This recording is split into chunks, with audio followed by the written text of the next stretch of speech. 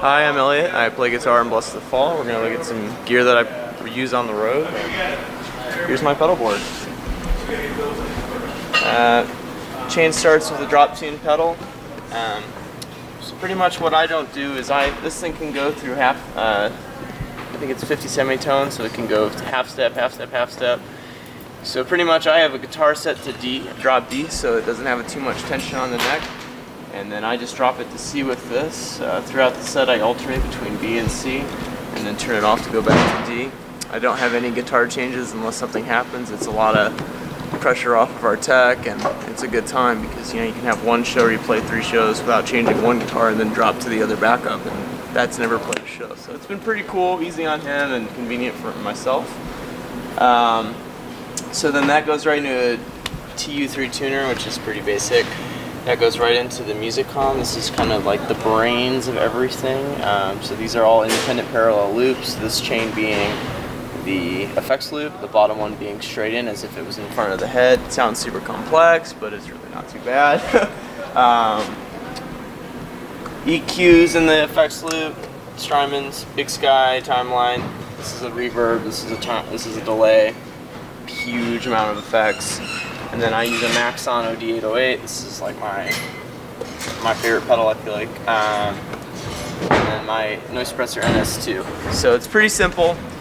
The cool thing about the music comm is that whereas before you usually have to do like a tap dance to kind of get around your effects, I have for hollow bodies, oath breaker, walk on water, water, open water with, and I have different banks, so you could do stay still and all that. So what's cool about this is instead of doing a tap dance, I have individual preset delays and reverbs made for the actual songs to kind of emulate what we do when we're demoing or what we're doing in the studio.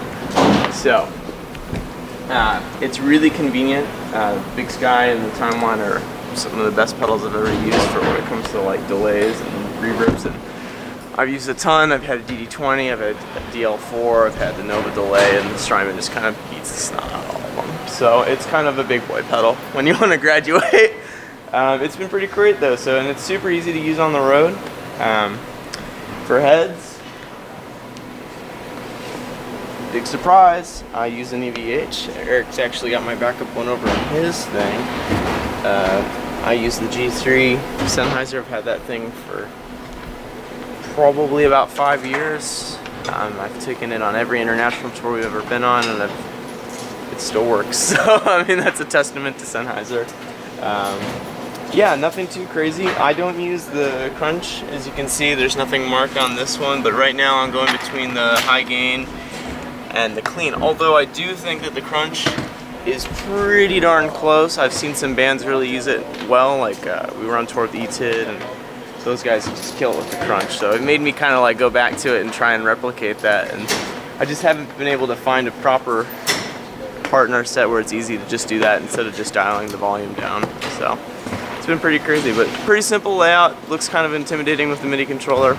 It's not. So for guitars, I just use an E2. It's an Eclipse 2. It's one of their new ones. It's kind of got a satin kind of black kind of cool finish to it. Just the JB59 pickups. Don't really use too many actives. This one's just shut the drop D. And I just have an EC1000 Silver Burst. I have the E2 at home, but it's like my pride and glory, so I don't ever want to take it out. And then yeah, for like the backup, something really goes bad, I use Old Reliable, which is the EC1000T. It's got a thicker body like a Gibson. Same kind of pickups in each one. This thing's super reliable, built like a tank. I think I just used these for like the better course of all the Hollow Bodies record cycle. If I had to buy one guitar for the rest of my life, this would probably be the one. So